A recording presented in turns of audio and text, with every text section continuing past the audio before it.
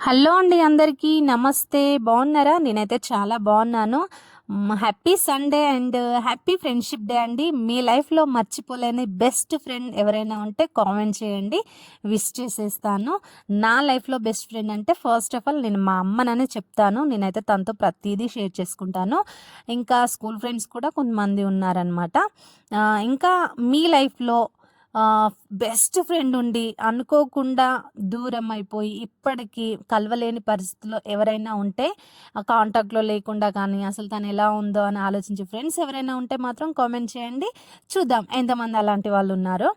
నేను ఇక్కడ చేసేది ఏంటి అంటే, ఇది బెల్లం ఇంకా ఆయిల్ అనమాట. అయితే ఇది కాడ మసాలా అంటారు. ఇది ఎక్కువగా తాండాలో వాళ్ళు తింటారనమాట. మా సైడ్ వాళ్ళు కూడా తీసుకుంటారు. అయితే నేను జున్ను పుట్టినప్పుడు మా సైడు హెచ్చాల మందులు అంటారు కదా, బాలింత హెచ్చాలు, అవి దొరకలేదన్నమాట. ఇంకా దొరకనప్పుడు ఎలా అని చెప్పేసి అనుకుంటే, తెలిసిన వాళ్ళు ఇది కూడా తింటే చాలా మంచిది, ఇది పెట్టమ్మా, మేము మా పిల్లలకి ఇదే పెడతాము, ఇలా చేసి పెట్టేసే అని ఒక 2-3 టైమ్స్ అయితే వాళ్ళే చేసి పెట్టారు. ఇదే కాడ మసాలా. అయితే దీంట్లో కొంచెం హెచ్చాల మందులలో ఏమేమైతే ఉంటాయో కొన్ని దీంట్లో కూడా ఉంటాయన్నమాట. బాగుంటుంది, చాలా మంచిది. ఇది ఓన్లీ బాలింతలే కాకుండా అప్పట్లో మన పెద్దవాళ్ళు చాలా పనులు చేసేవాళ్ళు కదండీ! వాళ్ళకు అప్పుడు తగిలిన దెబ్బలు, ఇప్పుడు దెబ్బలు లేవడం అంటారు కదా! అలాంటి వాళ్ళకి కూడా ఇది తినిపిస్తే చాలా మంచిదనమాట. దెబ్బలు లేవడం అలాంటివి కూడా తగ్గిపోతాయన్నమాట.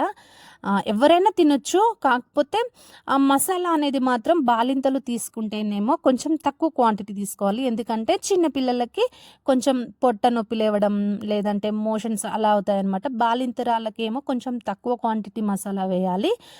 నార్మల్ పర్సన్స్ తీసుకుంటే మాత్రం మసాలా క్వాంటిటీ కొంచెం ఎక్కువ వేసుకున్నా పర్లేదు. జస్ట్ వాటర్, ఆయిల్, వంట నూనె, ఇంకా బెల్లం, కాడ మసాలా, అంతే. ఇవే ఇంగ్రీడియంట్స్.